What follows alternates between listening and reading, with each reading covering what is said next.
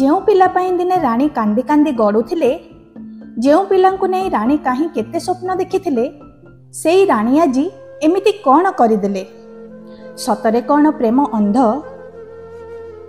ଓଡ଼ିଶାର ସମସ୍ତ ଦୁଃଖୀ ଦରିଦ୍ରଙ୍କ ଅସୁବିଧା ସମୟରେ ଛିଡ଼ା ହେଉଥିବା ଏବଂ ସମସ୍ତଙ୍କ ମୁହଁରେ ସୁନାମ ଅର୍ଜନ କରିଥିବା ରାଣୀ ପଣ୍ଡା ଆଜି ନିଆରା ଢଙ୍ଗରେ ଏମିତି କିଛି କରିଛନ୍ତି। ତାଙ୍କର ପୂର୍ବତନ ପ୍ରେମିକ ତାଙ୍କୁ ଛାଡ଼ି ଚାଲି ଯାଇଥିଲେ, ଆଉ ବେଶ କିଛି ଦିନ ରାଣୀ ଏଥିପାଇଁ ଦୁଃଖରେ ଚାପି ହୋଇ ରହୁଥିଲେ।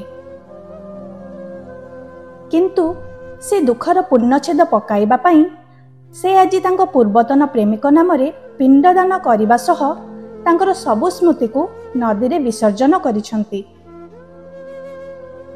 ହଁ ଆଜ୍ଞା, ଲୋକ କହୁଛନ୍ତି ରାଣୀ ଜଣେ ସଫା ହୃଦୟ ଝିଅ, କିନ୍ତୁ ତାଙ୍କୁ ଦୁଃଖ ଦେଇଥିବା ବ୍ୟକ୍ତି କ'ଣ କେବେ ସୁଖରେ ରହିପାରିବ?